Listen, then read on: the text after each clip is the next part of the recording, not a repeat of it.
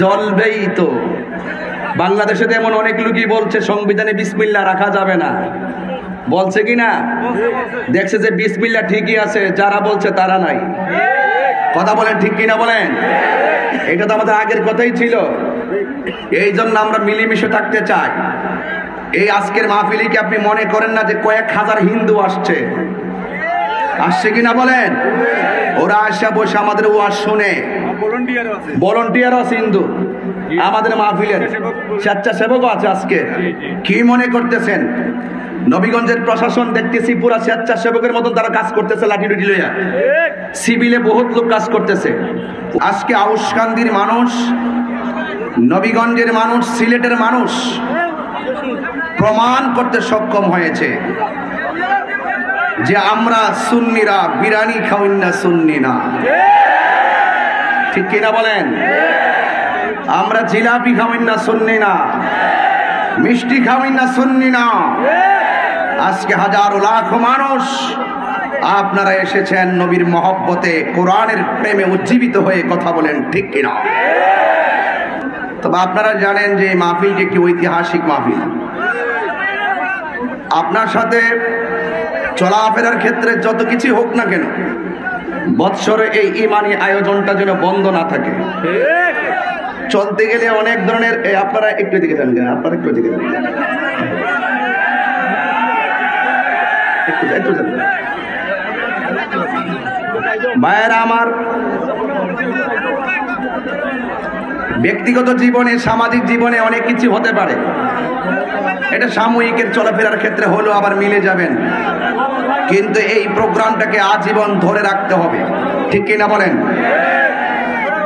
এই যে দেখেন আউশকান্দি সিএনজি শ্রমিক সমিতির মানুষগুলো, এরা যতটা সদস্য আছে সবার দৈনিক যে ইনকাম হতো, একদিনের ইনকাম না, সম্পূর্ণ ইনকামটা পরিবারের মাঝে না দিয়ে, নিজের ব্যক্তিগত জীবনে খরচ না করে ওরা মাহফিলের মধ্যে দিয়ে দিয়েছে। এতে কি আমরা খুশি না বেজার? কারা কারা খুশি একটু হাত তুলেন। নারে তাকবীর, নারে রিসালাত, আহলুস সুন্নাত ওয়াল জামাত। আল্লাহ কবুল করুক, আমিন কর। আমি আপনাদের সামনে দুই একটি কথা টপিক স্বরূপ বলতে চাই। মনে রাখবেন, কেউ যদি কাউকে মারার জন্য কবর করে, ফাঁদ পাতে, গর্ত করে, তাহলে উল্টো সে নিজেই গর্তে পড়ে মরবে। কথা কোন ঠিক কিনা? আমরা কি বাংলাদেশে কম ওয়াজ করি? গত মাসেও তো 31 দিনে মাহফিল করছি 90টা, এর আগে করছি 84টা মাহফিল। তো তোমরা যারা আমাদের বিরুদ্ধে বাঁকা আঙ্গুল দেখায় কথা বলো, এদেরকে বলবো অনেক হয়েছে। এবার আসেন আমরা আলোচনা সাপেক্ষে। হয়তো আপনি আমাকে বুঝাইয়া নিবেন, নাইলে আপনি বুঝে আসবেন। কথা বলেন ঠিক না বেঠি? আমি জানি অনেক দলাদলি আছে। আজকেও আমি আসার পথে, আমি নাম বলবো না, আজকেও আসার পথে এখানে গাড়ি নিয়ে ঢোকার পরে রাস্তায় দাঁড়ায় গেছে, আমাকে স্টেজে উঠতে দিবে না। আমার সুন্নি, এরপরে আমার সাথে যারা আছেন তারা এটা জবাব দিছেন। জিজ্ঞেস করলাম তার কারণটা কি? কোনো কারণ টারণ নাই, আমাদের কাছের মানুষ। তো সুতরাং আপনারা জানেন না, স্রোতের প্রতিকূলে বাদ দিলে স্রোতের গতি আরো 3 গুণ বাড়ে। কথা বলেন ঠিক না? তাহিরিকে কি অনুভব করার হিম্মত, তাহিরিকে ওজন করার হিম্মত তোমাদের দাড়ি পাল্লা দিয়ে হবে না। তাহিরি দেহের ওজনটা যেমনই হোক, কলিজার ওজনটা কম হবে না। কথা বলেন ঠিক কিনা বলেন? ভাগ্য ভালো যে আমার সামনে পড়ে বলে নাই।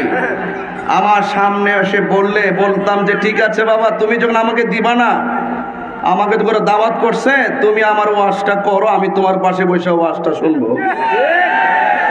আমরা তো বাজার মারামারি পছন্দ করি না। কথা বলেন ঠিক না বেঠে?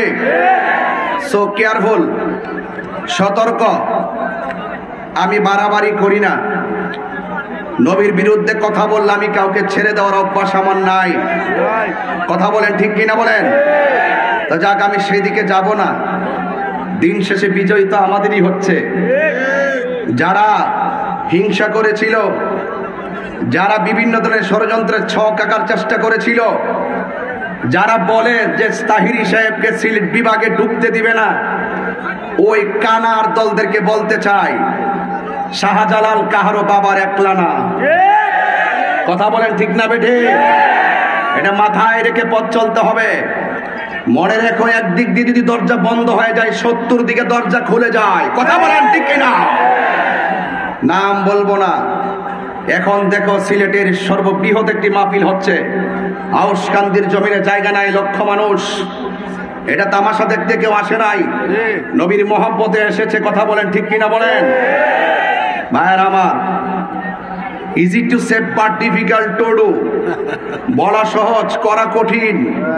কথা বলেন ঠিক কিনা? জ্বলবেই তো।